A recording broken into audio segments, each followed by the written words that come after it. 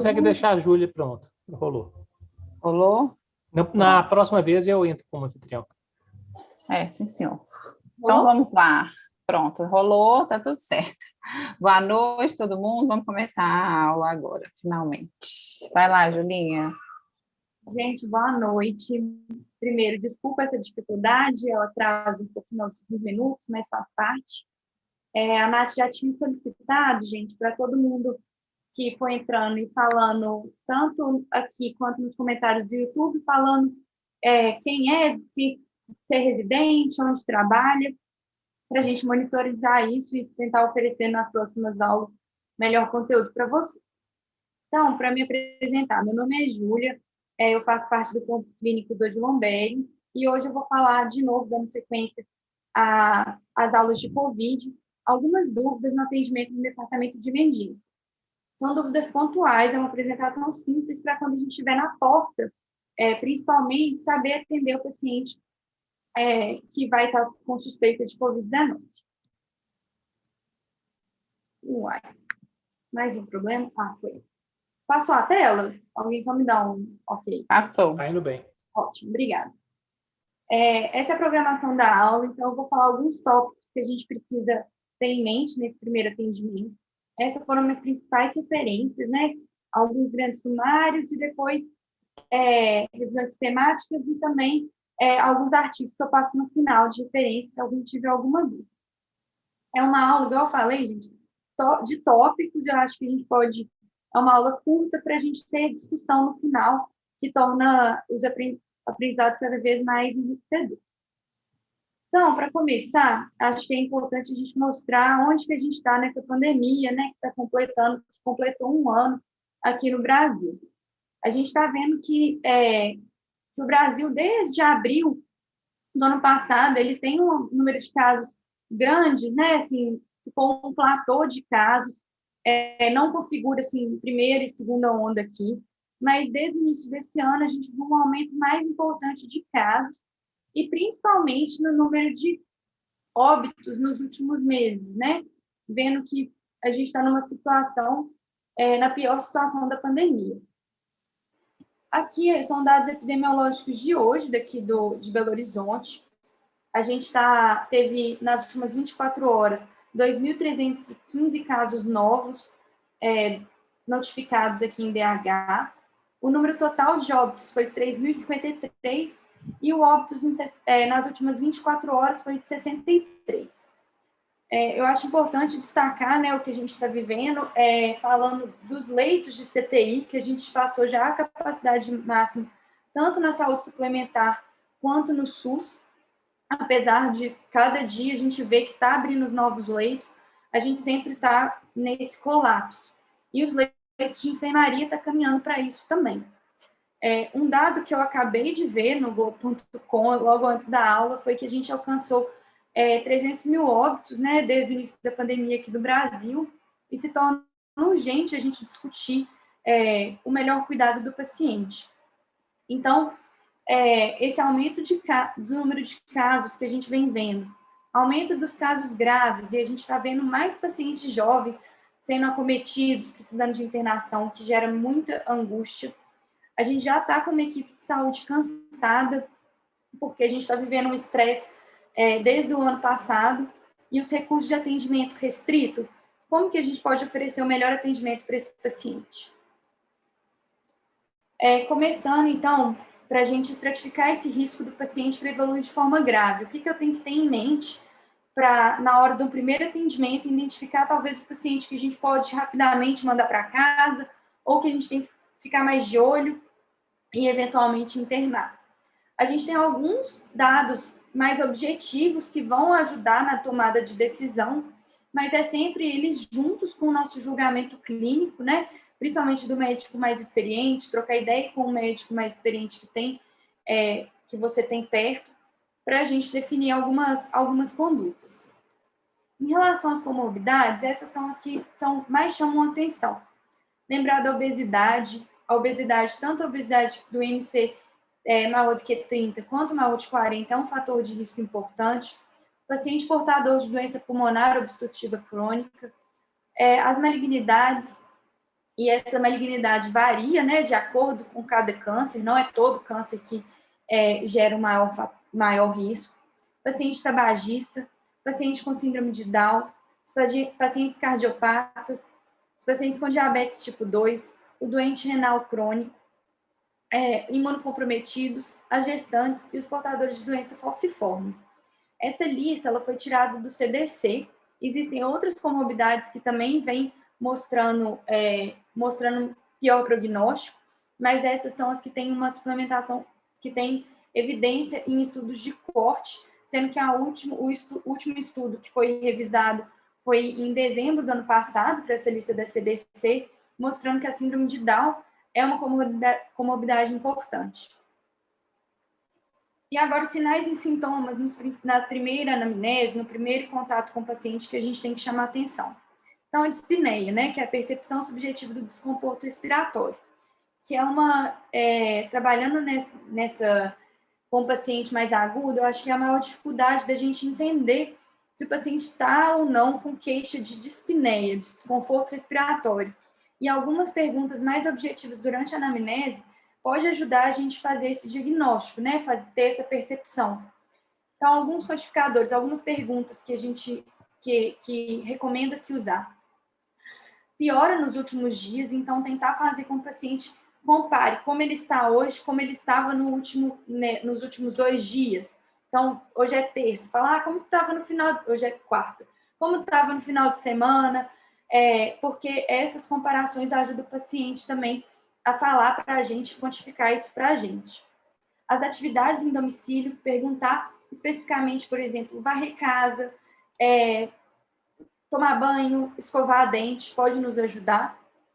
E perguntar a percepção de fôlego curto, respiração ofegante. A palavra fôlego, ele vem aqui, está escrito errado, gente, desculpa, ela vem aqui para nos trazer, assim, um dado objetivo que ajuda a gente a diferenciar dispneia de astenia, que muitas vezes o paciente tende a confundir. O dado objetivo no exame físico, né, a gente já vem falando, todo mundo usa a saturação de oxigênio em ar ambiente. Quando a saturação do paciente está menor do que 95%, requer uma avaliação cuidadosa desse paciente. E o teste de caminhada pode ser uma ferramenta de auxílio para acessar a gravidade do paciente quando ele faz um mínimo esforço. Essa ferramenta aqui é uma ferramenta que foi desenvolvida aqui no Brasil, com 17, é um estudo de corte desenvolvido aqui, multicêntrico, com participação importante do pessoal da UFMG, que é para avaliar a mortalidade intra-hospitalar, que ela pode ajudar a gente nesse atendimento do paciente em salas de UDC, né, na sala de emergência e na enfermaria. Ela tem um alto poder discriminatório e foi uma ferramenta calibrada em duas cortes, uma brasileira e uma espanhola. Essa ferramenta, ela chama ABC2-SPH, e ela é para ver mortalidade. Ela usa as seguintes variáveis: idade, presença de algumas comorbidades, que está descrita aí na tela, ureia, PCR, relação PaO2-FiO2, plaquetas e a frequência cardíaca. Deixei aqui o link para a calculadora, ela é fácil de acesso no site, internet mesmo, e além dela mostrar essas variáveis, fazer o cálculo, ela explica quando ser usado, os pacientes que ela foi validada. Então, serve de uma consulta depois da aula para vocês. Então, gente, entra nesses pacientes críticos em definição, né, de conduta, a gente tem que pensar nessa característica de defensor da saúde e no manejo de crise, né, diante dessa pandemia. A gente tem que sempre pesar o cuidado do paciente. Então, assim, o que o hospital acrescenta nesse paciente, né? Se ele tem alguma coisa que o hospital acrescenta que não pode ser feito em casa. E pensar nos pacientes que você está pensando em alta, mas que são mais limítrofes ou gera dúvida na continuidade do cuidado. Referenciar para posto de saúde, ou no paciente mais esclarecido, você falar os sinais de alarme, né? Dar mais atenção a isso. E pensar nos recursos que nós temos, de leitos de enfermaria e CTI, nos insumos que a gente tem disponível e na equipe de cuidado.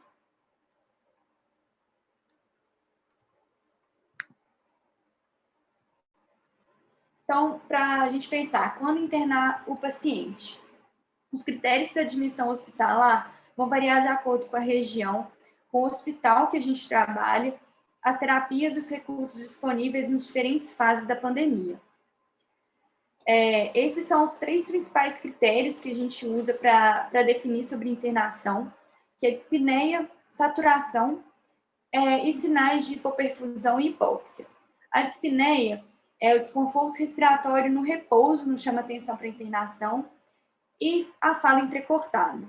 A saturação de O2, a gente usa o corte, na maioria dos guidelines, menor ou igual a 90%, e alteração em estado mental, que vai indicar uma hipoperfusão e hipóxia. Outros sinais seriam queda da própria altura, hipotensão, presença de cianose central, anúria, dor torácica. Aqui é uma tabela que eu tirei do guideline da OMS, que eu achei que é o que a gente pode... existem algumas diferenças para os guidelines americanos, algumas diferenças pequenas para o guideline, algum guideline europeu, mas eu achei que melhor para simplificar e tomada de condutas no nosso cenário. Então, a gente vai dividir a doença em três aspectos. A doença que é a doença leve, que é o paciente com sintoma de COVID, então, na UPA, que vai chegar com tosse, que vai chegar com febre, anosmia, mialgia, hiporexia, mas que não tem evidência nem de hipóxia, nem de pneumonia viral. A doença moderada é aquela que tem sinal de pneumonia, mas não tem sinal severo de pneumonia severa, de pneumonia grave, incluindo a saturação de O2 em ar ambiente. E a doença grave é aquela que vai ser classificada, o paciente mais grave vai ter uma frequência respiratória acima de 30, sinais de dispneia grave, insuficiência respiratória aguda, ou saturação de O2 menor que 90% em ar ambiente. Nesses pacientes que a gente está optando por internação ou está considerando mais graves, quais exames eu tenho que solicitar? Todos os pacientes vão precisar de uma tomografia de tórax nesse início da avaliação? Os exames laboratoriais que a gente mais vê discutindo é a gasometria arterial, o hemograma, coagulograma de dímero e fibrinogênio, painel metabólico com função renal, hepática e íons, PCR, VHS, provas de inflamatórias, né, LDH, ferritina e marcadores cardíacos. Lembrar que a gasometria arterial, nesses exames laboratoriais, ela é muito importante para a gente ver a hipercapnia, acidose, a saturação de O2 naqueles pacientes que saturam acima de 85%, o oxímetro de dedo, né, eles são muito confiáveis, então, teoricamente, a gente não precisaria de gasometria para esses pacientes só para acessar a PaO2.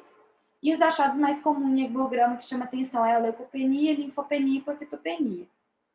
Mas esses exames, gente, eles não são de rotina. Então, exames laboratoriais não devem ser solicitados na rotina para todos os pacientes.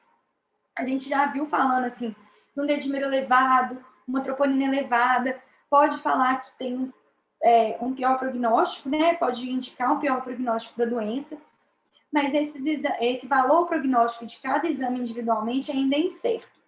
Ele pode ser útil durante a evolução do paciente grave, então no paciente que está internado na enfermaria, que está internado no CTI, ele pode ser uma ferramenta, mas não no paciente que está no primeiro atendimento. E o uso indiscriminado desses exames, a solicitação desses exames, favorece situações de uso desnecessário de recursos. Por exemplo, se você pedir uma troponina para todo paciente que você optou por internar para acessar a gravidade, será que você vai fazer, provavelmente você vai, numa troponina alterada, você vai ficar na dúvida entre uma injúria miocárdio, vai querer curvar, e aí você vai gastar mais troponina, que não seria necessário, ou um dedímero, por exemplo, nesses casos, dedímero muito elevado, às vezes vai gerar dúvida e você vai solicitar uma angio-TC que não é necessário nesse momento. Então, de novo, esses exames laboratoriais não são de rotina. E os exames de imagem? O raio-x de tórax, né, é um exame, é o primeiro exame que a gente faz nesse paciente, o primeiro exame de imagem. Ele é um exame de fácil acesso, que possibilita a gente a entender a extensão da doença e complicações. Não é para todo mundo, não é que todo mundo tem que ser pedido, mas o paciente com doença moderada ou severa, ele vai ser importante. E o padrão que a gente mais vê é o infiltrado intersticial bilateral difuso, acometendo principalmente as bases, mas tem diversos padrões que a gente pode encontrar. Nenhum fala contra nem a favor a COVID, né? A gente não faz o diagnóstico através do raio-x. E agora a TC, gente, a TC de tórax, ela vem trazendo vários estudos, foi mostrando a importância da TC, e aí eu trouxe esse estudo publicado na Cochrane, é uma revisão sistemática que mostra assim, a validade da TC de tórax como uma ferramenta de diagnóstico. E aí ele trouxe uma sensibilidade de 89,9% e uma especificidade de 61%. Então, é um exame sensível, mas que peca como especificidade. Ele pode auxiliar nos pacientes que a gente tem dúvida diagnóstica, então, um paciente que tem uma clínica bem sugestiva, mas que o teste de PCR não veio positivo, pode ser usado nesse cenário. Mas a solicitação de tomografia vai variar de acordo com os guidelines locais, considerar os recursos disponíveis, a situação da pandemia que a gente está vivendo e a gravidade do paciente. Uma recomendação que eu achei que melhor refletiu a realidade que a gente vive agora no SUS, no Odilon, é uma recomendação da Sociedade Americana de Radiologia, que fala na solicitação de TC de tórax apenas para os pacientes internados, quando você está pensando em diagnósticos diferenciais, ou no paciente que a gente está pensando em complicação pulmonar e precisa de um exame de imagem mais sensível. E paciente, você optou por internação, quando que você vai indicar oxigenoterapia? Qual que é o alvo da saturação de O2? Nos pacientes na emergência, algumas recomendações óbvia, né? Paciente com parada respiratória, uma insuficiência respiratória, paciente com cianose central, choque séptico, paciente que teve crise convulsiva decorrente à hipóxia e o paciente em coma, a gente vai indicar o uso do oxigênio e um alvo de saturação maior que 93%. A gente pode oferecer através de catéter nasal, máscara facial, VNI ou catéter de alto fluxo e a ventilação mecânica, né, invasiva. Nos pacientes com sintomas leves, o alvo de saturação é maior do que 90%, sendo que as gestantes com COVID, o alvo seria 92% a 95%. Muito importante também a gente evitar a hiperóxia. A gente não deve oferecer oxigênio para o paciente para ele saturar 100%. As recomendações são que esses pacientes variam entre uma saturação de 95% a 96%. Uma oferta de oxigênio para mais também pode ser danoso. E agora uma dúvida que eu acho que é muito comum, né, nesse primeiro atendimento e também ao longo, né, do atendimento, né, do acompanhamento do paciente COVID, é a prescrição de antibiótico. Para quem a gente deve prescrever? Essa daqui é uma revisão, na verdade, desculpa, um estudo de corte uma revisão mesmo, desculpa, publicada na revista de Sociedade Americana de Doença Infecciosa, que é comparando a co-infecção nos pacientes com COVID, se tem também doença bacteriana ou fúngica associada. E esse estudo, ele trouxe para a gente que menos de 8% dos pacientes com COVID vai ter a co-infecção. E uma revisão mais recente, que não teve um N tão grande, trouxe que por volta de 10% dos pacientes com COVID têm infecção bacteriana. Então, a gente vê que é muito pouco desses pacientes, num primeiro atendimento, que vão ter as duas doenças. E aqui o que gera dúvida, né? Porque tanto o COVID quanto a infecção bacteriana, a pneumonia bacteriana, vai ter apresentação muito semelhante. Os pacientes vão apresentar com febre, taquipneia, dessaturação, eles vão ter alteração, um PCR elevado, vão ter alteração de global de leucócitos, e a radiografia de tórax ela não vai ajudar tanto, porque a infecção bacteriana pode vir com infiltrado difuso, e o COVID também pode vir com uma consolidação mais focal. Então, reforçando aqui, nenhum dado isolado do nosso exame físico, dos exames laboratoriais mais simples, vai nos falar se o paciente tem co-infecção. A procalcitonina é um exame que pode auxiliar mais nessa tomada de decisão, porque ela aumenta mais nos pacientes com infecção bacteriana. No entanto, o paciente com COVID grave, o COVID que vai para a ventilação mecânica, a gente já viu o relato que a procalcitonina também está aumentando nesses pacientes. Então, de recomendação, os antibióticos não devem ser prescritos de forma rotineira nos pacientes com doença leve ou moderada. Uma atenção que a gente tem que ter especial são nos pacientes em instituição de longa permanência, que essa decisão pode ficar um pouco mais difícil. Mas, de novo, não é rotina.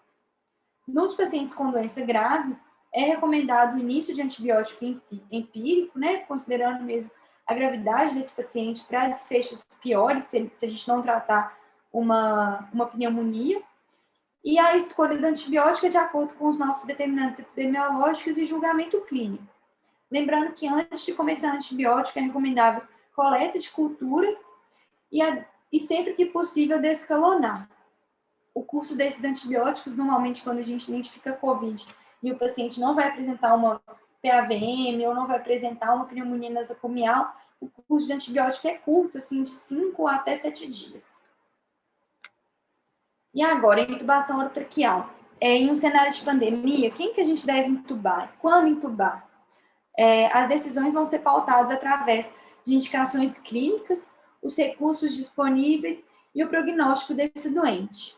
Eu não quero me delongar nesse aspecto de indicação clínica, porque teve toda uma aula ontem que está gravado, que vai ser disponível.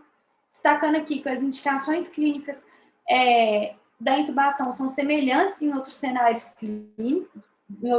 clínicos, né? E a gente não deve realizar intubação precoce. Alguns dados que nos ajudam a definir a intubação são a deteriorização clínica progressiva. Então, a gente vê no paciente que vai piorando o padrão respiratório, piora a hemodinâmica, piora sensório. Pode ser um paciente que a gente vai intubar nas próximas horas. A ausência de melhora clínica, de melhora de saturação com oferta de O2 alto fluxo. Então, quando a gente oferece um O2 acima de 60%, uma FiO2 acima de 60%, a hipercapnia, acidose respiratória, pode indicar para a gente também falência, né, respiratória, e no paciente instável hemodinamicamente, com falência múltipla de órgãos. Aqui, gente, eu trouxe um aspecto que eu acho que a gente tem que ser pensado nesse cenário que a gente está vivendo, que é a triagem dos pacientes graves e como a gente vai identificar os que se beneficiam de intubação e quem talvez vai ter uma mortalidade tão alta, uma sobrevida mais baixa, que a gente talvez não vai indicar medidas tão invasivas. A gente tem que pensar na gravidade da própria doença. Então, fatores de mau prognóstico, que a gente já falou aqui, o uso do exame clínico e laboratorial e o uso de ferramentas para quantificar melhor essa gravidade, que vai ajudar a gente a palpar a gravidade do paciente. Por exemplo, o SOFA, que é uma ferramenta muito conhecida, que já é de fácil manejo, que usa critérios clínicos e laboratoriais fáceis que a gente pode conseguir para entender a mortalidade dos pacientes diante dessa doença. Além disso, é importante a gente acessar a fragilidade do paciente, entender comorbidades que o paciente tinha que vão impactar na sobrevida do paciente. Lembrar, né, da doença de Alzheimer avançada, da insuficiência cardíaca fase terminal. Então, o paciente que interna muito por insuficiência cardíaca tem uma fração de ejeção bastante reduzida. Os pacientes com neoplasia terminais, o paciente com DPOC também, GOLD-D, enquadra nisso. Pensar na funcionalidade do paciente e em valores do paciente que eles já já antecipou com familiares. Escalas objetivas que podem ajudar a gente a acessar esse paciente é a SPICT-BR, a escala de CATS e a escala CFS. São fáceis de acesso também, tem disponível só jogar no Google e em algumas ferramentas também de aplicativos de celular. E lembrar, gente, na intubação, sempre lembrar dos recursos que a gente tem disponível.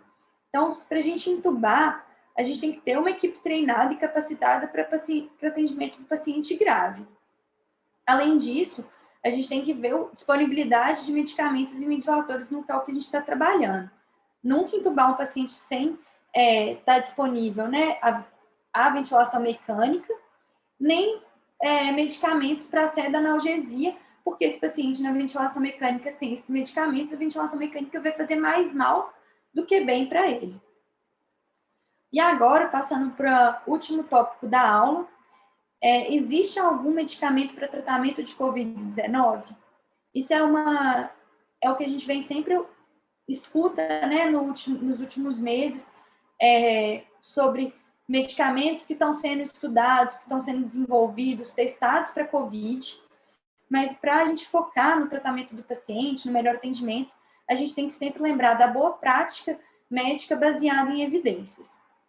Eu trouxe um único slide de tratamento, porque a gente vai ter outras oportunidades para discussões mais aprofundadas, mas eu trouxe esse slide que foi baseado nesse site do Open Critical Care, que eu achei muito bom, ele deixa muito explícito de onde vieram as evidências, qual o tipo de recomendação, e deixa disponível também para acesso os artigos que pautaram, né, essa recomendação.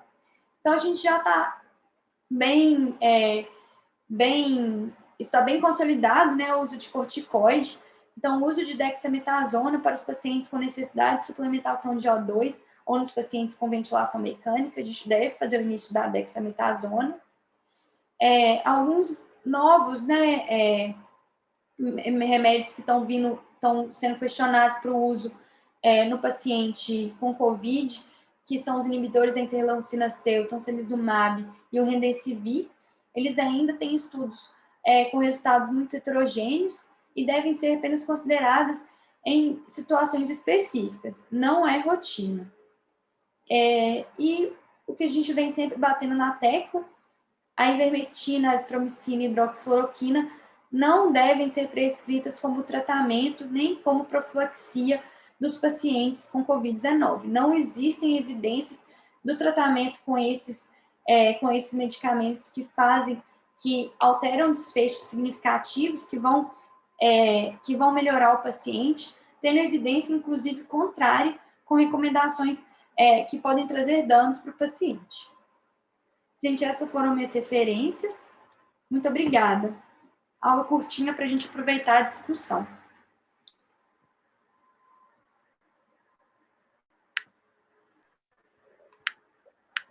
Ai, obrigada a você, Júlia.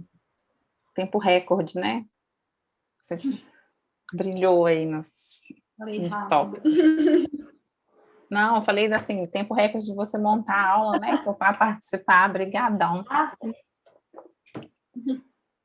Espero que você tenha alcançado o objetivo de passar alguns conhecimentos básicos, mais importantes nesse atendimento. Já tem umas palminhas para você aí no bate-papo.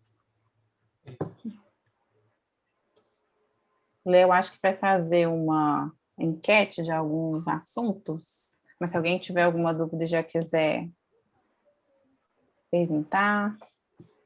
Eu acho que é só reforçar um pouco, primeiro agradecer a Júlia, né, a aula, e a ideia é realmente um assunto muito discutido, muito debatido, a gente ainda assim tem muitas dúvidas, né?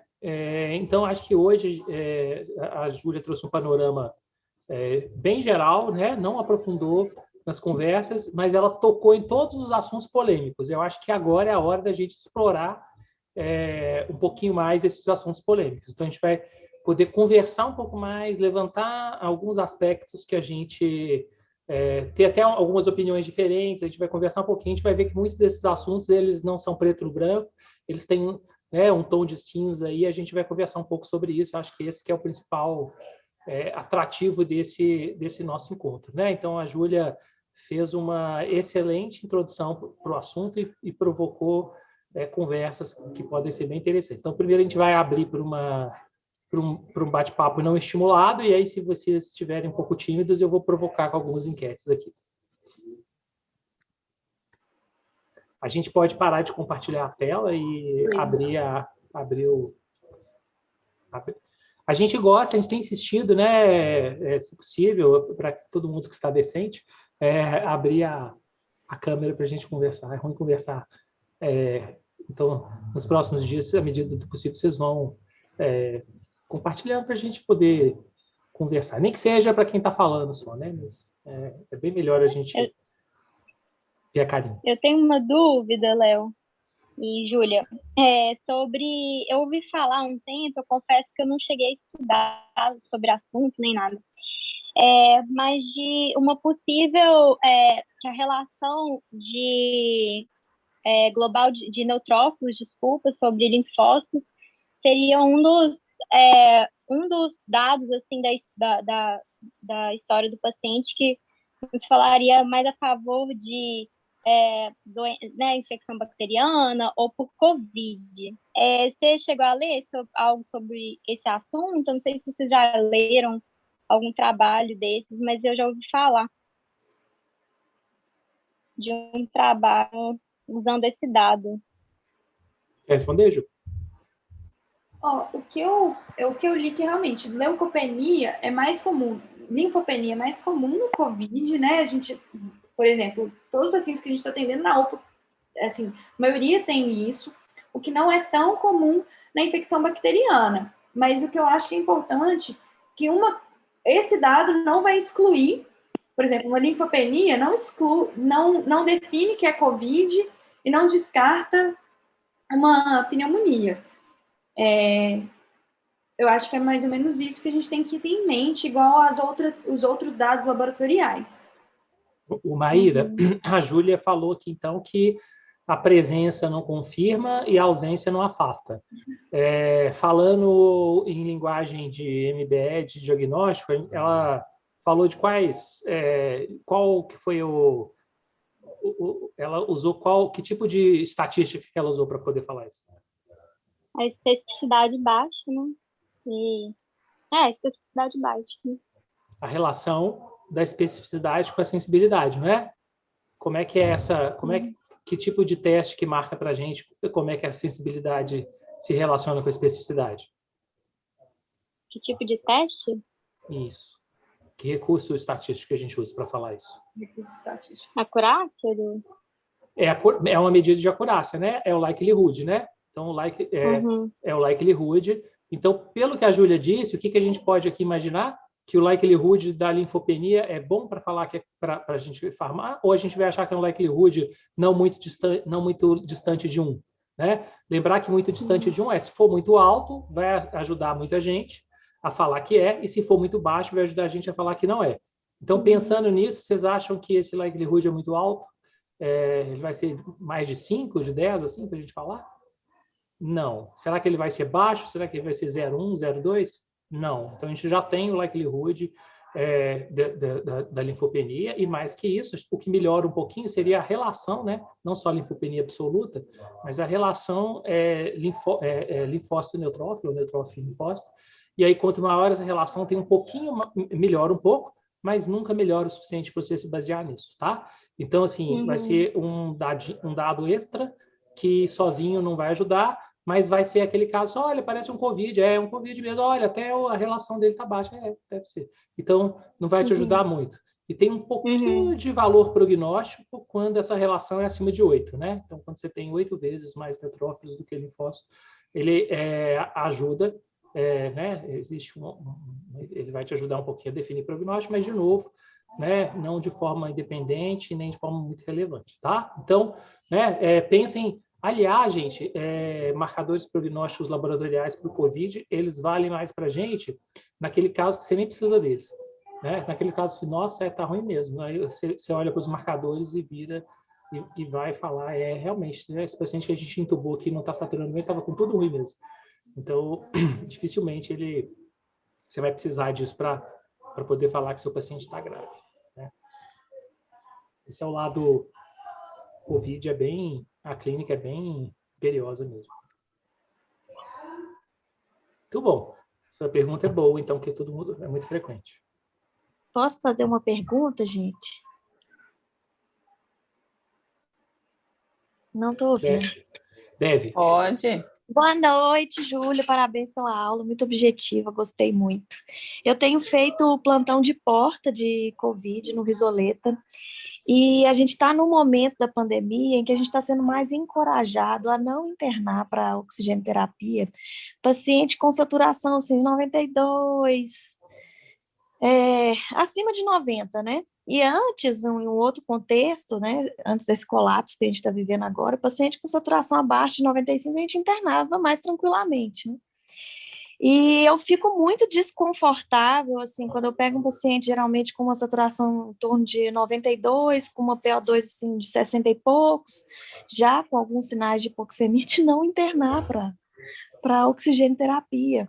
Eu queria saber se teve alguma análise, assim, se o desfecho desses pacientes é bom, sabe? Se eles geralmente, a gente manda para o domicílio com corticoide, eles evoluem bem, ou se a tendência é, tipo assim, é só ganhar tempo mesmo, que ele vai voltar mais grave depois para o hospital. Vai voltar no momento, assim, que não vai ter dúvida de que tem que entrar com oxigênio e mais suporte. Eu vou falar um pouquinho, acho que depois o Léo vai ter mais coisa para falar. Mas o que eu li é que realmente os pacientes com sintomas leves, com saturação acima de 90%, a gente está autorizado a não internar, não fazer suplementação de O2.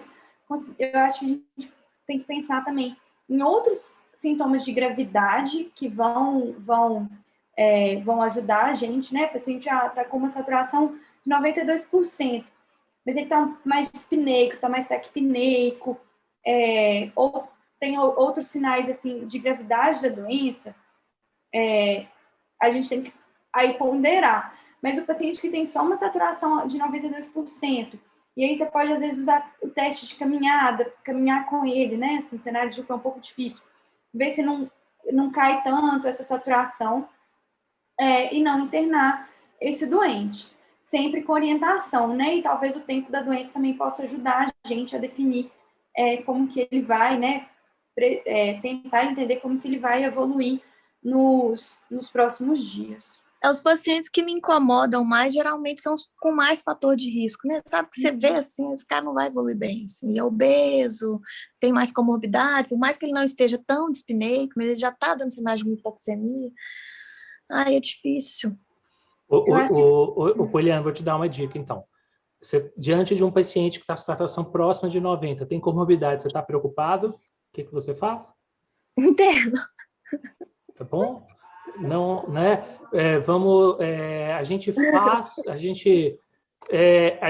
O problema não é internar quem precisa, o problema é quem não precisa, né? Então, identificar isso vai ser importante. A gente não sei se a gente vai conseguir cuidar de todo mundo, né? Mas diante de uma necessidade diagnosticada, ela não pode ser ignorada, né? Então, você descreveu um paciente aí que, né, os pacientes eu não teria segurança. Vocês aqui, eu acho essa conversa é excelente, né? Então, tem várias opiniões, tem vários momentos e tem vários cenários. É um paciente muito limítrofe, né? Ele deixa a gente muito em dúvida, assim. Então, vamos pensar aqui, como que a gente vai poder ter menos dúvida? Vamos pegar só, chegou aqui um paciente que está saturando 92. Qual paciente que está saturando 92 que eu vou mandar embora e qual que eu não vou mandar? Vai ficar mais fácil da gente pensar aqui. Marlon. Não, eu acho que como toda vez que a gente trabalha na porta, né, a gente fica sempre com muita dúvida de qual paciente realmente merece internar, qual paciente que não merece. E quando existe um paciente limítrofe, eu acho que tem uma grande questão aí que é saber como ele vai ser avaliado depois, né? Então, por exemplo, se você manda ele para casa, porque você está limítrofe, qual acesso à saúde, qual meio que esse paciente vai poder ser reavaliado depois? Ele vai ter que chegar na UPA e vai ter que ficar lá de 7 horas da manhã até meio-dia de novo para poder ser reavaliado se ele achar que ele está piorando?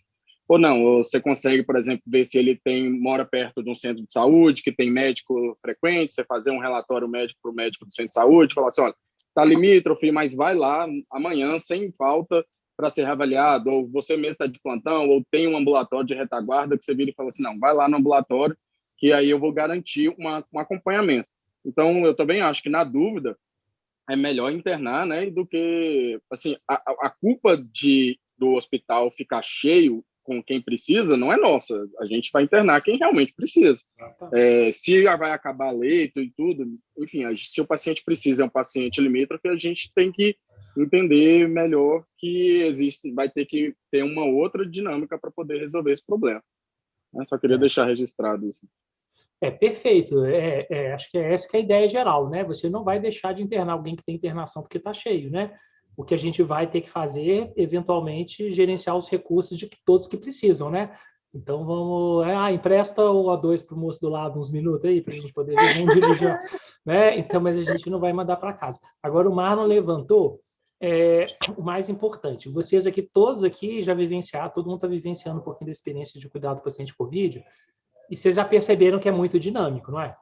Um paciente que está muito bem agora, algumas horas depois, às vezes está muito ruim. Um paciente que você manda para a enfermaria, que sai da UPA, você manda para a enfermaria, acho tranquilo no catéter nasal, chega lá e o pessoal depois dá um feedback para a gente que o paciente chegou muito ruim e já chegou precisando de macro e tudo mais, com alto fluxo.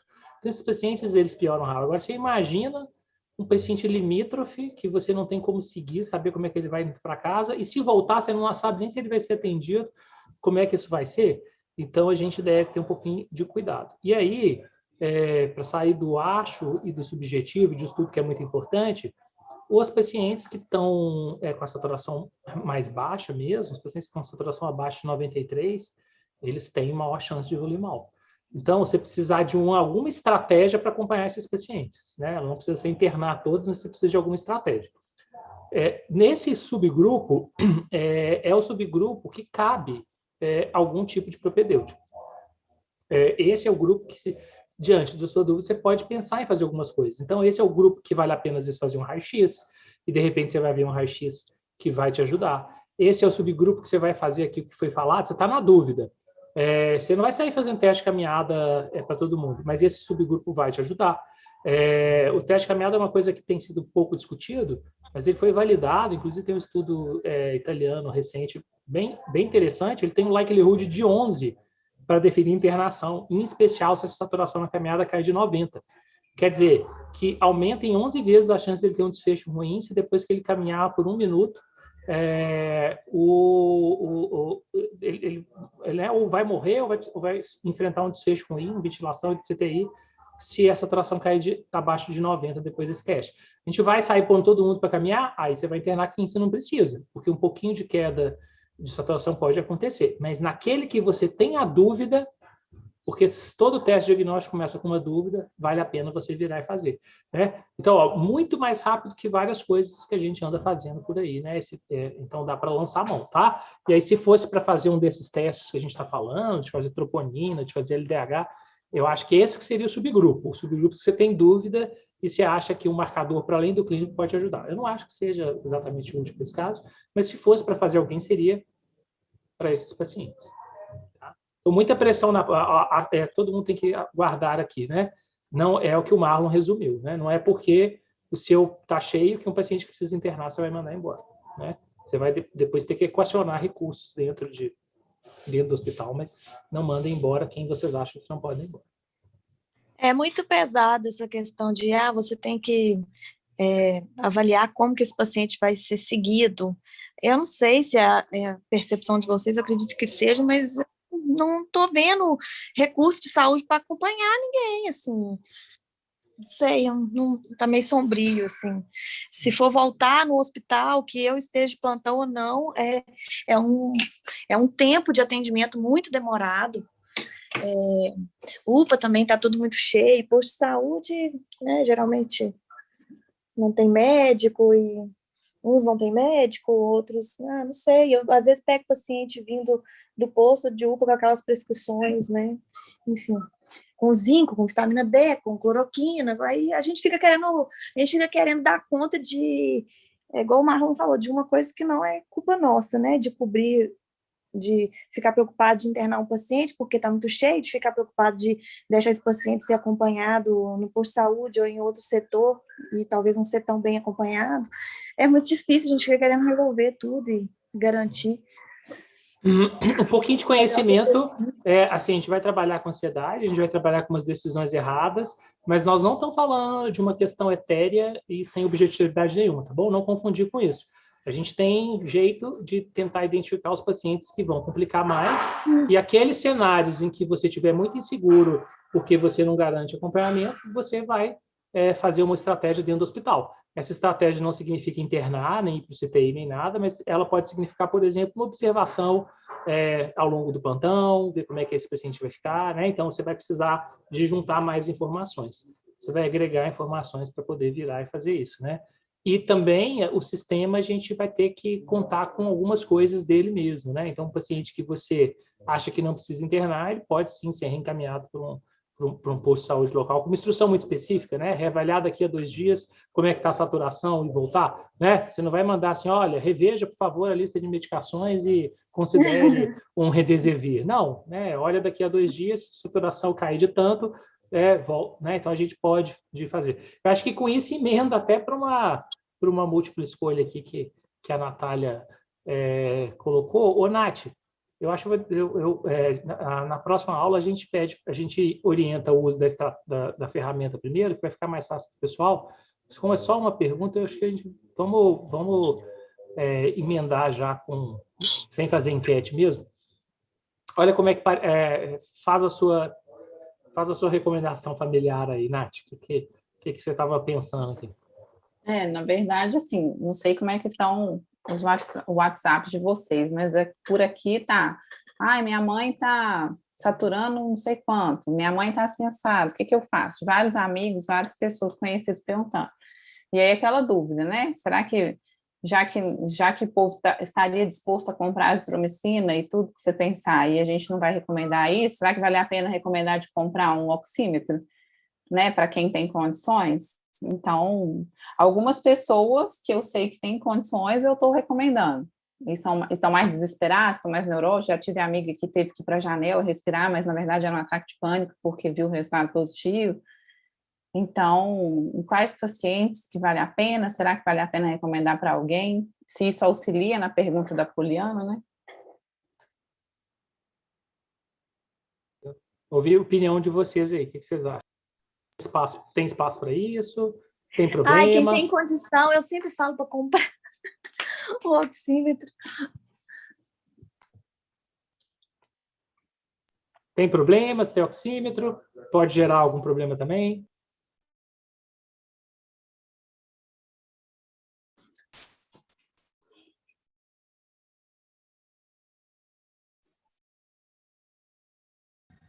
É muito razoável, né? Vamos juntos. Irmã, pode ir, Mar. Acho que foi o Douglas que estava falando. Parecia a voz do Mar. Foi eu, não. Não? Léo, o seu microfone está desligado. O chat tem um endereço: www.mente.com.br. Depois, quando vocês clicarem nesse, vocês googlam ou põem esse endereço. Depois, se vocês clicarem nesse endereço, vocês digitem esse número que está no chat: 7869-3808. E aí vocês vão votar numa enquete.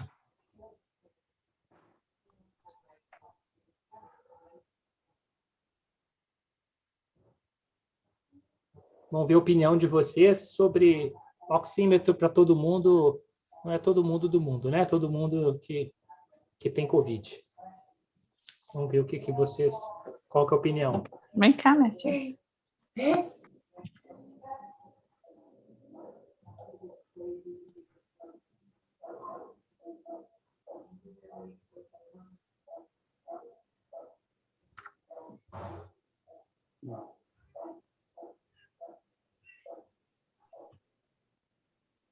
Enquete é bom, né? Porque a gente... Boa noite. Eu tenho feito os plantões na enfermaria Covid, e um dos fatores que tem me preocupado bastante, né? Eu sou Ivan, hoje sou residente da cirurgia vascular, eu era ano passado da cirurgia do trauma, e estou acompanhando isso desde o início, desde os primeiros plantões que a gente teve lá na enfermaria Covid, e a gente tem observado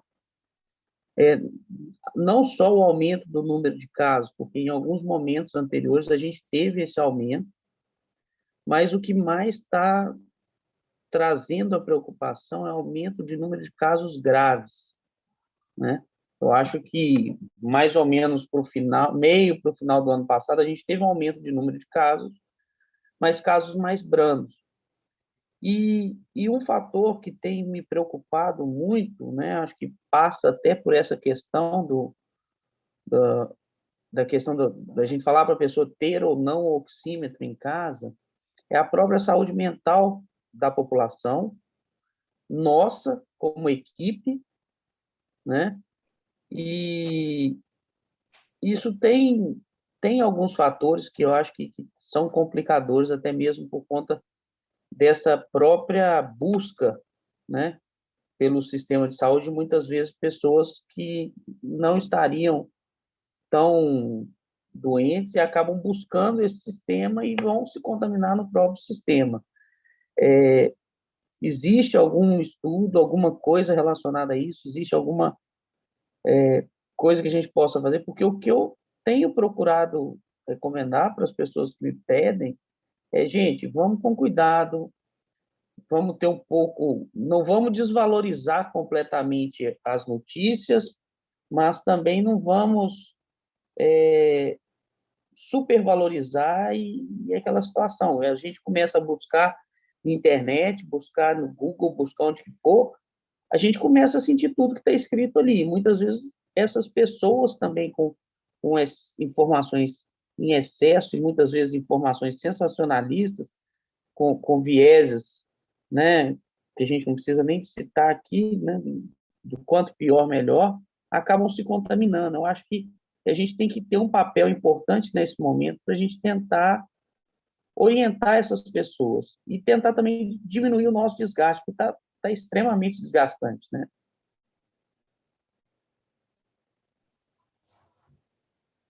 É interessante isso que você falou, é até complicado, né, comentar. Porque é fácil de ser mal interpretado, né, nesse comentário. Exatamente. Mas ele é relevante, sim. Eu vou te dar...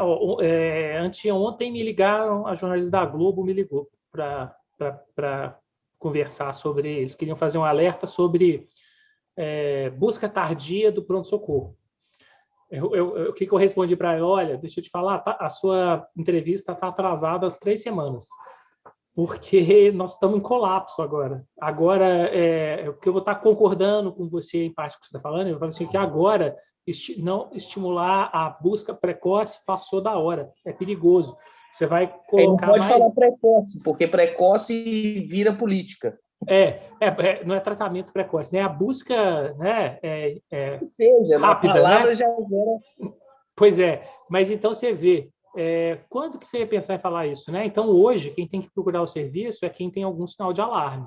E a gente deveria oferecer a possibilidade de reconhecimento de sinal de alarme à distância, né? A Prefeitura de Belo Horizonte, em parceria com a Unimed, tem até essa possibilidade, mas a gente sabe que na nossa cidade, país desigual, nem todo mundo tem acesso à telesaúde, né? Beleza, você tem um médico lá, você tem até a possibilidade de acessar, mas se não tem, a pessoa não consegue virar e fazer uma telesaúde. Então, realmente é complexo, né? A gente tem que ter um cuidado de educação grande para ter um meio termo em quem busca, né? Hoje em dia, a nossa recomendação de buscar realmente serviço de urgência é para quem está com algum sinal de alarme. Então, eu acho que nós vamos ter que ter esse cuidado ao educar, e eu acho que o saturímetro, eu já fui mais contra o saturímetro. Nesse momento que a gente está agora, é bem dividido, né? Vocês viram aqui a enquete, né? Eu fui compartilhando aqui até a última, o resultado final ficou assim, né? 15 a 31. Você vê que tem uma certa polêmica, é isso mesmo, né? Nós não estamos aqui, não é um encontro de dar resposta certa, de dar gabarito, né? É de promover discussão mesmo. Nesse momento que a gente está, eu acho que o saturímetro útil para a gente poder selecionar aquelas pessoas que vão precisar mais do serviço, sabe? Eu estou votando assim, no sim hoje. Só uma outra colocação, desculpa se eu me alonguei muito, porque o grande problema que eu tenho enxergado, né, todo mundo tem grupo de amigos, grupo de família aí no WhatsApp. Tá, nós estamos com um lockdown na rua, mas as pessoas estão fazendo as pequenas aglomerações, né? As pessoas mais simples vão lá no Rio de Janeiro e fazem o bonde, o trem do funk, né? Nossos amigos fazem o carteado em casa, fazem o churrasco, vai visitar a avó, tio. Agora, depois da Páscoa, pode contar, 15, 20 dias depois, nós vamos ter outra coisa, porque as pessoas vão se aglomerar. Eu acho que essa questão dessa, como a gente citou lá atrás, de uma educação, de algo mais brando assim, mais repetitivo, é bem importante, porque a gente vê esse decreto aí, está todo mundo encontrando escondido, né? E quando faz essas reuniões escondidas, são em ambientes pequenos, né? E aumenta a propagação, na verdade. Eu acho que tem um efeito formiguinha aí, que vai levando de um para o outro, aquela pessoa que quer visitar o tio, quer visitar a tia, quer ir não sei aonde. Eu acho que é o que está... Assim, são questões que eu estou levantando, né? Eu não estou afirmando nada, mas são situações que têm trazido grande dificuldade para a gente. E está aumentando esses casos graves, a gente fica desgastado dentro da enfermaria, é uma coisa bem difícil. Isso mesmo, Ivan. Vamos aproveitar aqui, então, para a gente tirar dúvida. Essas questões são bem complexas, né? Vale um debate, vale uma discussão só sobre isso, né?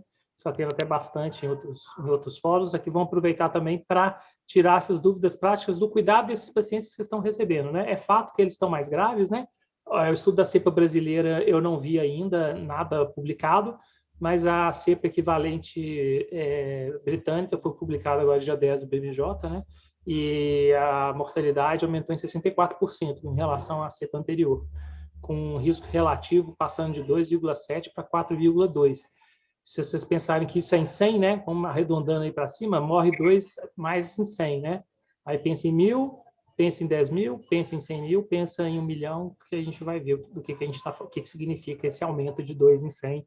Vai refletir um pouco disso que o Ivan que a gente está sentindo aí no dia a dia, né? Então, assim, não temos dúvida que isso está aumentando, mas vamos pensar aqui o que uma outra dúvida que vocês ficaram, ou dúvida prática aí do dia a dia para a gente conversar. Eu queria só falar sobre a minha experiência como médica. Eu faço home care, né? Cuido de muito idoso em domicílio, e a gente acaba capacitando a família a ter instrumentos para poder passar para a gente, de certa forma, como que esse paciente está, porque é muito difícil para eles terem um olhar clínico como a gente tem. E quando eles conseguem vir com dados, como a saturação, a frequência cardíaca, a pressão, né, que tem muito aparelho que faz isso hoje em dia de forma automática, isso ajuda muito. E isso que o Léo tinha pontuado, assim, de qual paciente eu vou remover, qual paciente eu não vou remover para o hospital, qual que dá para me manter em casa. E compartilhando mais uma experiência pessoal, eu tive um tio que se contaminou por Covid, 64 anos, obeso, diabético, hipertenso, que ele estava sendo monitorizado pela equipe do plano de saúde dele, à distância, por telefone, sempre perguntando, como você está, como você está, como você está, só que sem nenhum dado, né? Até que eu falei para minha tia, falei, compra o oxímetro e me fala como que tá. Ele estava saturando 86, ele foi removido para o hospital, foi mais de 60 dias de internação, foi entubado, customizado, ele saiu vivo, com muita sequela, assim, polineuropatia do doente crítico, está em fase de reabilitação agora. Mas foi claramente uma medida de oximetria de pulso que me fez tomar a decisão de remover ele para o hospital, senão ele provavelmente ia ter um aparato por hipóxia em casa e ia ser removido tardiamente. Então, eu acho que a gente tem um malefício de gerar uma certa ansiedade, que tem família que quer ficar com o oxímetro o tempo inteiro no dedo, tem gente que quer medir o tempo inteiro, e como um aparelho pode ter falhas, né, às vezes coloca, um membro está mais frio, a mão está mais fria, pode ter uma medida errada, isso gerar uma ansiedade, gerar um desespero, mas ajuda muito também. Eu acho que vale a pena, assim, defendendo, né, o meu voto, que foi o voto de sim, eu indicaria oxímetro para todos, são essas as minhas justificativas.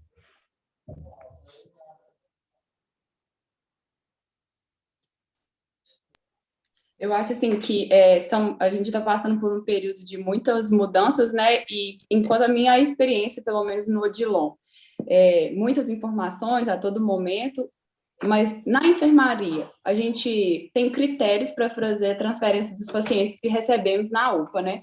E os critérios assim entram totalmente em divergência com o que foi apresentado hoje na aula pela Júlia. Parabéns, Júlia, pela aula, que foi bem objetiva, né? Porque a gente só pode mandar paciente que esteja com a frequência respiratória até 28. A gente só pode mandar paciente que esteja saturando acima de 94 no catéter nasal. Então, eu acho que são, assim, um conjunto de informações que precisam ser revistas e repassadas, e até mesmo pela enfermagem na hora que faz a triagem. Se chega um paciente que já está com uma saturação ali de 91, 90, ele já é triado como laranja, se eu não me engano, né? Então, a enfermagem já se mobiliza e já gera, assim, uma ansiedade no atendimento, sendo que a gente está aprendendo que a gente pode ter um pouquinho mais de calma, que não precisa de ser tão, assim, entre aspas, invasivo nesse paciente que está com essa saturação mais baixa um pouquinho. Então...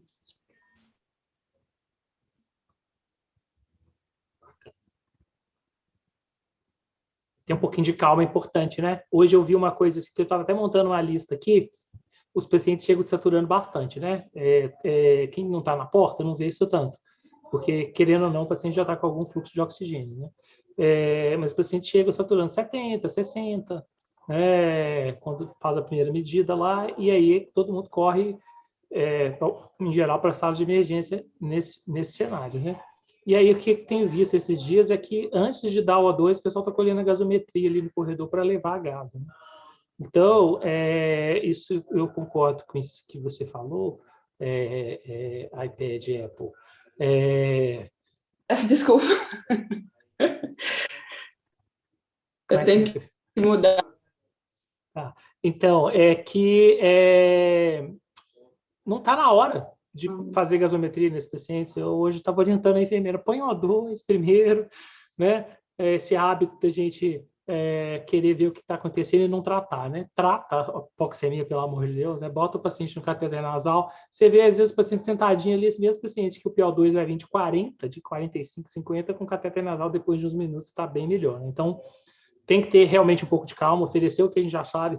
Essa paciente chegou assim, eu já sei que está muito grave, já sei que vai internar em 3 segundos, né? Mas ela não precisa dar gás ali, a gás não vai me ajudar, assim como outros exames laboratoriais não vão me ajudar nesse momento, né? Então, um pouquinho de calma, oferecer O2 para todo mundo antes de chegar entrando numa unidade que vai precisar de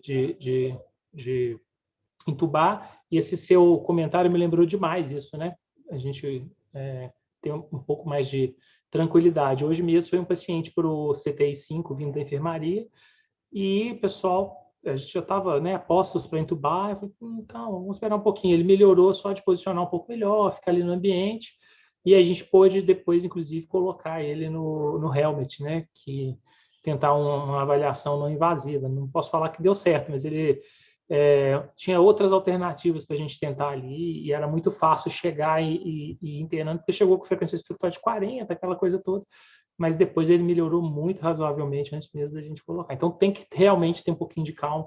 A Júlia já falou aqui no começo, né, que precisa de um grau de senioridade, né? Nesses casos é importante trocar ideia com alguém, né? Não vai ser você aí, júnior doctor, que mal viu aí um paciente respiratório que vai, às vezes, decidir isso ele sozinho, né? Apesar de que eu imagino que vocês vão passar uns apertos ou outros, mas dividir mesmo essas dificuldades com quem estiver lá com vocês. O mais sênior, às vezes, é o R3, né? Mas dividir essas dificuldades, ter calma. Boa noite, gente. Tinha uma dúvida para tirar? Pode falar, João. O paciente tem, às vezes, apresenta-se com hipoxemia e não uma dispneia muito grave. Até o documento da Sociedade Brasileira de Infectologia classifica como o hipoxêmico silencioso, né, o hipoxêmico feliz.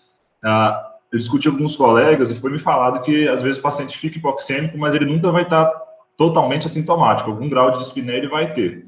Como é que é a caracterização desse paciente, desse hipoxêmico silencioso? Ele pode realmente estar com uma hipoxemia grave e sem nenhum sintoma, ou, via de regra, ele vai ter uma leve dispneia, alguma coisa que vai motivar ele a procurar o serviço de saúde? Porque se realmente o paciente puder ter uma hipoxemia sem sentir falta de ar ou sintomas de gravidade, realmente a oximetria diária tornaria mais relevante, né? Essa é a minha dúvida nesses casos. A Júlia vai te responder, que ela falou um pouquinho disso na aula. A gente pode ver hipoxêmico feliz mesmo, né? Paciente que não queixa de dispneia, que tem uma hipoxemia. Talvez uma percepção de mau cansaço em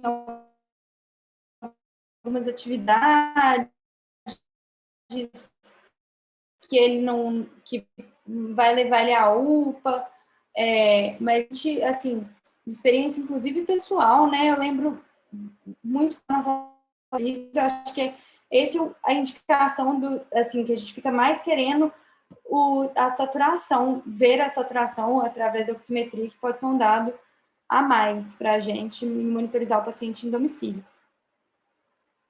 Então, assim, no que eu li, experiência, existe sim um hipoxêmico feliz, mas talvez uma anamnese direcionada a gente identificar alguns sintomas, algumas queixas de comprometimento pulmonar. O João, vou dar minha opinião aqui também. Não existe hipoxêmico feliz, existe hipoxêmico medroso, que tem medo de, né, que ele não percebeu que ele está com alguma coisa ali. Não existe paciente que fique hipoxêmico relevante sem ele ter achado no exame clínico. O que tem é a percepção de dispneia está muito alterado pelo padrão da doença, pelo tipo de doença que ele vai ter. Mas esse paciente ele não vai ficar hipoxêmico sem aumento de frequência respiratória, né? Ele sempre vai ter esses sinais ali. Isso eu acho que ninguém deve ter visto aqui, com exceção do paciente que está falindo, uma frequência respiratória aí acima de 20, um bocado. Então, ele sempre vai ter uma pista, até porque a hipoxemia não acontece num paciente que não tiver um comprometimento pulmonar por COVID relevante. Você não vai ter hipoxemia relevante no paciente com um comprometimento pulmonar muito menor que 50, tá? Então, essa hipoxemia feliz, ela é feliz em relação às outras que a gente conhece, né? Mas esse paciente não é um paciente assintomático, tá? É muito relativo essa felicidade. Né? A felicidade é bem relativa. Esse paciente, em geral, você vai achar outros sinais. Juju. É mais em comparação a outros cenários, né, Léo? A gente fala... feliz, né? Isso.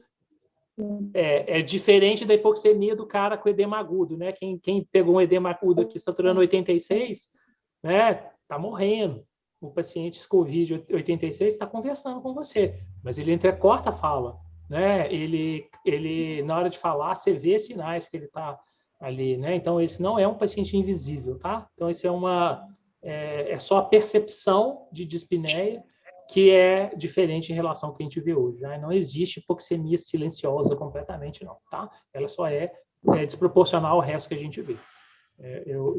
Se alguém aqui já chegou a ver um caso com frequência respiratória abaixo de 20 e hipoxemia, relata o caso aí que vai publicar em mais da semana, vai conseguir uma publicação relevante. Isso vai ser improvável acontecer. Boa noite. Obrigado, tá, gente? Boa noite. Eu queria tirar uma dúvida sobre a anticoagulação. Se já existe alguma, algo na literatura que mostre o benefício da anticoagulação.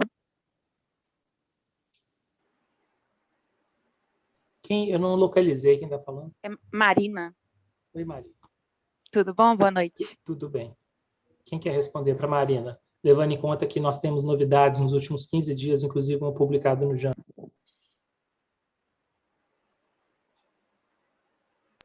Marina, para a gente ir mais rápido, né, que está acabando aqui o nosso tempo, né, temos só mais uns minutinhos, vou aproveitar e retomar o slide da Júlia. Um dos últimos slides foi ela falando que não tem evidência de ivermectina, cloroquina, de que essas drogas... Não. Tem evidência que não funciona. É aquela velha história de evidência de ausência, ausência de evidência. No começo, a gente não tinha evidência e não sabia direito o que acontece. Agora, não. Nós temos, um ano depois, né, nós temos um acúmulo, um corpo de evidências que fala que a maior parte dessas drogas ela é ineficaz. Você tem evidência de muito má qualidade, heterogênea, que vai poder falar um pouquinho, a gente já tem um conjunto para falar que não são relevantes. Primeiro ponto. Já sobre anticoagulação, a gente já tem também, tá? Então, tem duas novidades mais recentes, duas publicações mais recentes. Uma mostrando a não inferioridade entre a anticoagulação profilática e dose plena. O que significa? Esse maior estudo, o RCT, que foi conduzido para tentar fazer diferença, ele compara se dá a dose plena comparada à dose profilática para pacientes internados. Pelo amor de Deus, não estamos falando de anticoagulação, não existe anticoagular paciente que não está internado, não existe corticoide para paciente que não está internado, a menos que ele tenha asma, outros motivos para tomar corticoide. Então, aqui, quem está pensando em dar alto e dar corticoide para o paciente está com problema de entendimento. O corticoide é para quem precisa de O2. Precisa de O2, não pode dar alta, então não vou dar alta, não vou dar corticoide para o paciente ambulatorial. Tá? Corticoide é medicamento hospitalar, anticoagulação é para paciente hospitalar. Dose plena ou dose profilática? A gente sempre tem o medo, né, da dose plena para aumentar o sangramento, mas mais importante que isso, a gente quer que ela seja melhor em alguma coisa. E agora a gente tem um bom estudo para dizer que ele não tem superioridade. Então, não é nem para falar que é pior, mas só de não ser superior, você vai querer usar uma droga mais segura. Então, a gente vai usar um antibiótico profilático. Para além disso, agora a gente tem também um estudo relevante, publicado no JAMA, no Lancet, não sei se misturei, agora é bem recente, sobre dose intermediária de enoxaparina comparado com a dose profilática. Esse aí é da semana passada, esse aí. Inferioridade. A dose profilática é melhor do que a dose intermediária. A dose intermediária tem mais eventos adversos sem melhorar em nada. Ou seja, dá para te responder com muita segurança hoje, Marina, que na ausência de um motivo específico para anticoagular esse paciente, ele deve receber dose profilática de enoxaparina. Tá? Então, sem anticoagulação para os pacientes, a menos que ele tenha indicação por outro motivo. Léo, e cena para os próximos capítulos aí, o AS, né? Não, Marlon, o próximo capítulo. Porque já está começando a surgir, porque assim, as drogas vão começando a ser testadas, e aí começou o AS agora, a droga da vez. Pelo menos seguro a gente sabe que né? Na maioria das vezes. Exatamente. Né? Tá? Viu, Marina? Então fica tranquila, tá? Pode aprender de orelhada aí, se você quiser, depois a gente compartilha aí essas duas referências bem recentes que elas consolidam um pouco isso. Eu mandei no bate-papo, Léo, o link do estudo que você está falando, do JAMA, que saiu essa semana, né? Tá no bate-papo.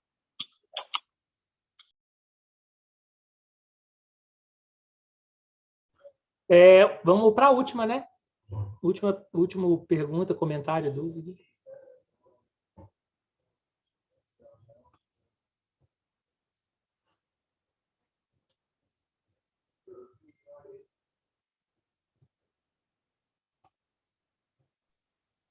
Tem uma pergunta que estava escrito aí da equivalência dos corticoides, né? Só para não... Alguém perguntou no bate-papo. Mais lá em cima. Foi mesmo. Oi, gente, fui eu que perguntei. De limitação. Quer falar, Paulo? Isso, é o Paulo que está falando. Eu sou plantonista da clínica lá na UPA. Eu não sei se ficou claro aí. Na verdade, minha dúvida é o seguinte. Naqueles pacientes em que o corticoide está bem indicado, o principal dele, se eu não me engano, foi a dexametasona, né, que foi estudado, mas com a prescrição aí inadvertida e mesmo pelo alto número de casos de pacientes com casos moderados a graves que a gente está vendo, no caso de ausência da dexametasona, existe evidência de equivalência de dose prednisona oral, por exemplo? É isso, entendeu? Paulo, existe a evidência direta e a evidência indireta, né? Esse caso, lembrar, né, que na medicina a gente vai ver isso demais, né? Então, é muito comum as pessoas confundirem, acharem que medicina baseada em evidência é uma coisa muito dogmática, né? Na verdade, não é. É a gente fazer uso da melhor evidência e, frequentemente, a gente vai tomar decisões baseadas em evidência indireta. Então, de repente, você teve um estudo só com dexametasona, mas você só tem prednisona. Então, você vai poder lançar mão de diversos outros cenários em que uma equivalência da dose mostrou que aquilo ali poderia também ser feito sem maiores desvantagens. Então, existe uma recomendação para preferir a dexametasona, mas a recomendação, ela não, na ausência da dexametasona, você deve usar, aí deve mesmo, né? Na ausência de dexametasona, você deve usar outros corticoides equivalentes para o paciente que está indicado, né? Então, mantendo a indicação, você deve usar assim, né? Vai fazer as continhas aí e vai dar dose equivalente. Tem um cenário que a gente prefere um pouquinho a hidrocortisona, né? Que é no paciente que está chocando, esse é o paciente que não vai ficar com todo mundo aqui, que vai ficar mais com quem está na emergência e tudo mais, que é aquele paciente que está chocando, está resistente a vasopressor, que não é muito comum no COVID, né? Que você tem que... precoce, né? Depois ele infecta e acaba evoluindo assim no hospital depois de uns dias, mas na emergência a gente não vai ver isso muito. Toda vez que você vê isso muito, você vai pensar primeiro no diagnóstico diferencial, numa complicação, né? Num evento cardiotromboembólico, numa infecção secundária e tudo mais. E aí talvez alguns pacientes você vai preferir aí a hidrocortisona, ou você vai dar hidrocortisona sem maiores receios, né? De poder fazer, mas não precisa se preocupar muito, não. Na ausência da Dexa, você vai dar as outras drogas sem dor no coração. Entendi. E uma outra coisa ainda dentro desse tema da corticoterapia, existe a necessidade de considerar alguma diferença na dose do corticoide naquele paciente em que uma infecção bacteriana associada é mais provável, ou eu posso usar a mesma dose naqueles em que a infecção bacteriana não é provável? A dose difere ou não? Não, a dose é a mesma, até porque, né, o recovery, que foi o principal, não diferenciou os dois, você não sabia, né? Então, você tem ali no meio pacientes que têm, pacientes que não têm, você não sabe quem são esses pacientes, né? Então, não vai fazer muita diferença. Para além disso, né, o uso do corticoide ele é um pouquinho direcionado pelas evidências indiretas, né, bem consolidadas, do uso do corticoide para pneumonia que precisa de internação. Então, a pneumonia bacteriana que precisa de internar se beneficia do corticoide também.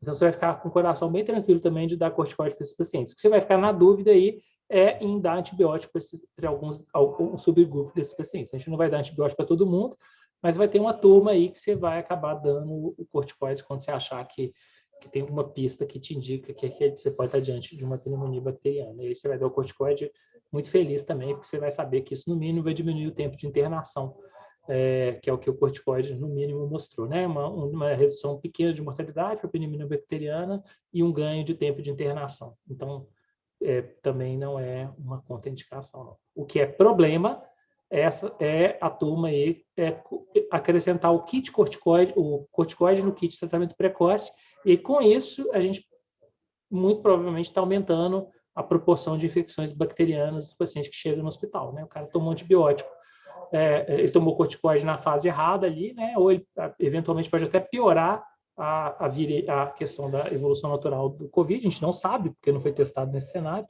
e aumenta a superinfecção, né? Que a gente já sabe em outros cenários. Então, tem a hora certa para dar o corticoide, para o paciente que está dentro do hospital.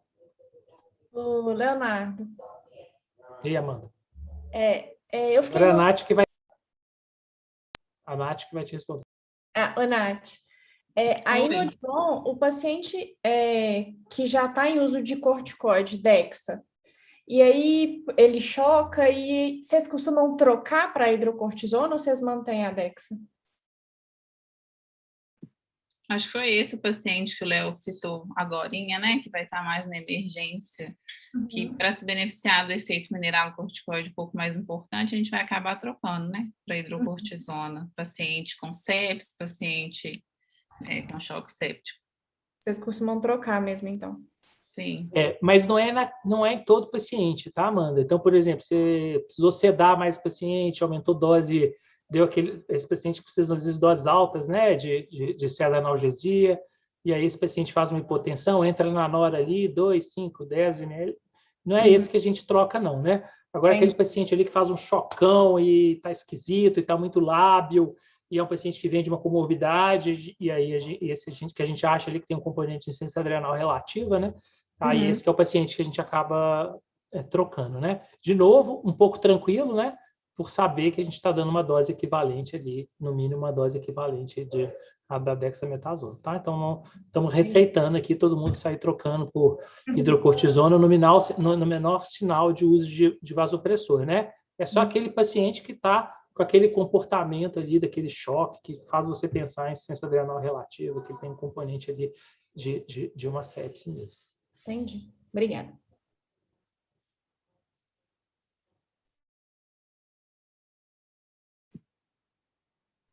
Acho que nós vamos ter que encerrar, né? Pelo horário.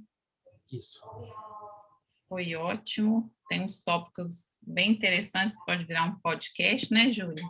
Depois. E é isso, né? Agradecer a todo mundo pela presença. Amanhã tem mais uma aula de atendimento inicial em paciente grave. Aí já era no outro cenário, não é na UPA mais. É o paciente que já teve indicação de internar e já tem critério de gravidade. Como é que a gente maneja esse paciente? Todo mundo está convidado, são os mesmos links, mesmo horário. Beleza? Tudo bem. Então tá. Tchauzinho. Gente, foi ótima a participação hoje, viu? Sintam-se sempre à vontade para perguntar. Fica bem mais rica a nossa conversa. Até a próxima. Boa noite para todos. Ju, obrigado. Obrigada, pessoal. Obrigada, Ju. Tchau, Nath.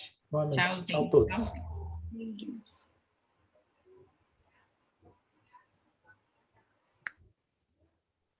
Tchau.